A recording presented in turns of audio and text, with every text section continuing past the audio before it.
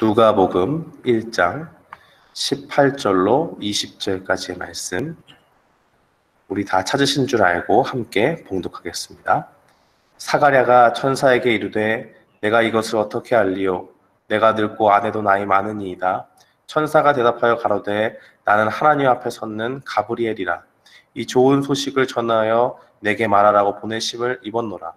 보라, 이 일에 되는 날까지 내가 벙어리가 되어 능히 말을 못하리니 이는 내 말을 내가 믿지 아니함이거니와 때가 이르면 내 말이 이루리라 하더라. 아멘. 저는 본문 말씀 누가복음 1장 18절로 20절 말씀을 통해서 믿을 수 없는 하나님의 약속이라는 제목으로 주의 말씀을 선포하겠습니다. 이 대강절은 주님의 오심을 기다리는 기다림의 시간입니다. 우리가 예수님이 오시기 4주 전부터 예수님의 오심을 기다리면서 그렇게 이 절기를 지켜나가고 있는데, 특별히 오늘부터 5일 동안 특별 새벽 예배로 드리면서 주님의 오심을 기다리는 시간으로 삼고 그 시간 가운데서 우리의 믿음을 점검해보는 시간이 되기를 바랍니다. 오늘 본문에서는 한 가정이 등장을 합니다. 아비야 바녀의 제사장 사가랴와 아론 자손이었던 아내 엘리사벳이 등장을 하지요. 그리고 하나님 앞에 그 사람들이 어떤 사람들이었느냐라고 이야기할 때 의인이었고 주의 계명을 열심히 좇아서 살던 자들이라고 오늘 본문에 누가복음 1장에 보면 5절로 6절에 보면 그 가정이 어떠했는지가 나타나 있습니다.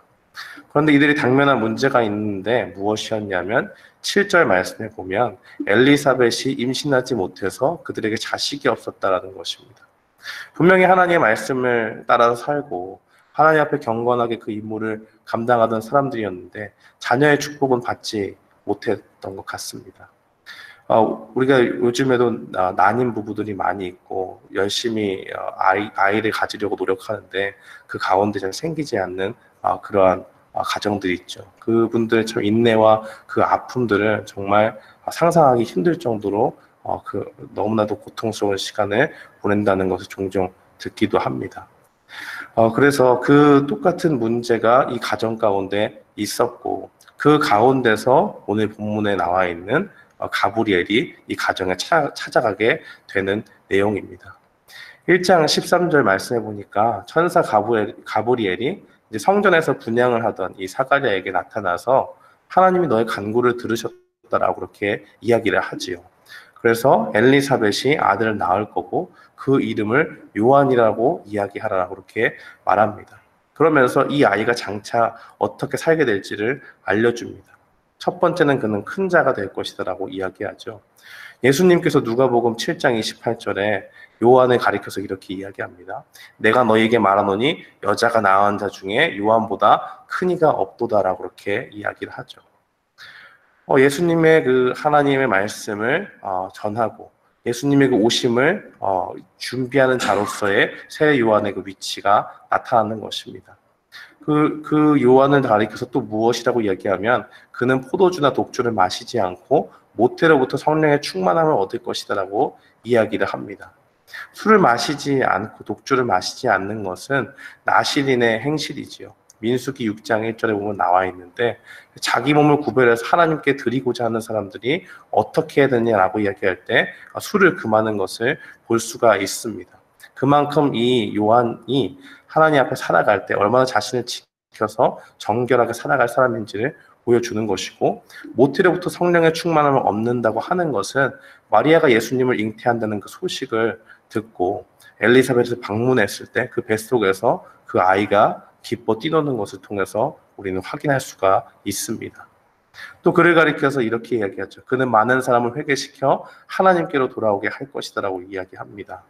세례 요한이 회개를 통해서 주님 앞에 회개하고 하나님 앞에 돌아오라라고 이야기할 것을 예언하는 것이고요. 그리고 엘리야의 심령과 능력으로 주 앞에 가서 아버지의 마음을 자식에게 또 거스는 자를 의인의 슬기에 돌아오게 하고 주를 위하여 세운 백성을 예비할 것이다라고 그렇게 증거합니다. 한마디로 이야기하면 그냥 자녀를 주시는 것이 아니에요. 사실은 이 사가랴와 엘리사벳은 이미 나이가 많이 늙어서 생물학적으로 뭔가 아이를 가질 수 없는 그런 상황 가운데 놓였습니다. 그런 가운데 오랫동안 간구를 하고 있었는데 그 간구를 천사가 갑자기 나타나서 하나님께서 들으셨다라고 이야기하고 그 아이를 주셨는데 그냥 아이를 주신 것만으로도 감사한데 가만히 이야기를 들어보니 하나님 나라의 큰 일꾼으로 하나님이 쓰시는 그러한 사람으로 그렇게 주셨다는 것을 볼 수가 있습니다. 이 말씀이 얼마나 믿기 힘든 그렇지만 참 놀랍고 기쁜 그런 말씀 아니겠습니까? 그러나 이 경건했던 사가랴가 반응했던 것은 참으로 의외였던 것을 봅니다. 경건하게 생활했고 이 일을 위해서 오랫동안 간구했음에도 불구하고 정작 하나님이 천사 가브리엘을 통해서 그 간구를 이루시겠다라고 말씀하실 때는 믿지 못하는 것을 보게 됩니다. 1장 18절 말씀에 보니까 이렇게 증거합니다. 이 일이 일어날지 제가 어떻게 알겠습니까? 저도 늙었고 제 아내도 늙었습니다라고 천사 가브리엘에게 이야기하는 것이죠. 자기가 간구하고 오랫동안 기도한 건 맞지만은 도저히 상식적으로 불가능한 상황이고 이것을 어떻게 이 일이 어떻게 우리에게 일어날 수가 있겠습니까? 라고 이야기하는 것이죠. 아무리 믿음이 좋아도 자기의 지혜와 상식에서 벗어난 그 하나님의 말씀을 들으니 도무지 믿기가 힘든 것입니다. 그러니까 이야기하는 것이죠. 도대체 무슨 근거로 이것을 믿을 수가 있겠습니까? 라고 그렇게 반문하는 겁니다. 하나님의 약속을 자기 자신의 그 한계에 가둬두는 것을 볼 수가 있는 것이죠. 이 약속의 말씀을 듣고도 믿지 않으니까 어떤 일이 벌어졌습니까? 오늘 본문 20절 말씀에 보니 보라 이 일이 되는 날까지 내가 벙어리가 되어 능히 말을 못하리니 이는 네가 내 말을 믿지 아니합니다 라고 그렇게 이야기합니다. 하나님께 보냄받은 가브리엘은 분명한 목적이 있었습니다. 이 가정에 간구를 들으신 하나님께서 그래 좋은 소식을 전해라. 가서 세례 요한을 주겠다고 전해라. 그 분명한 사명을 가지고 나아갔는데 그 말씀을 전하니 하나님을 열심히 섬겼던 그는 정작 믿지 않았던 것을 보게 됩니다. 그 믿지 않는 것뿐만 아니라 그 일로 인해서 여파가 있죠. 분명히 이펙트가 있습니다. 무엇이냐면 믿지 않음으로 인해서 자기 자신이 불편한 것뿐만 아니라 말을 못하니까 불편하지 않겠습니까? 그가 감당하는 그 주어진 임무들도 제대로 수행할 수 없게 되었던 것을 우리는 보게 됩니다. 오늘 이 본문 말씀을 통해서 우리는 어떤 것을 깨달을 수가 있겠습니까? 하나님의 약속은 우리의 상식과 지식을 초월한 하나님의 말씀으로 우리에게 다가올 수 있다는 것입니다. 사람들은 이렇게 이야기하죠. 합리적으로 생각하고 뭔가를 잘 따져서 어떤 일들을 진행하고 살아가는 것이 참된 지혜다라고 이야기합니다. 일부분 맞는 이야기죠. 이 세상 살아갈 때 당연히 주먹구구식으로 비즈니스하는 사람들이 어디 있습니까? 그리고 플랜을 계획을 세울 때도 합리적으로 따져보고 재보고 하면서 이렇게 되면 이렇게 될 것이다. 다음 스텝을 생각해보고 나아가는 것이죠. 이것이 틀린 말은 아닙니다. 그러나 하나님의 말씀은 그 합리적인 수준에 머물지 않고 그것을 뛰어넘어서 초자연적인 역사들도 분명히 일으킬 수 있다는 것을 오늘 말씀을 통해서 우리가 분명히 느낄 수 있습니다.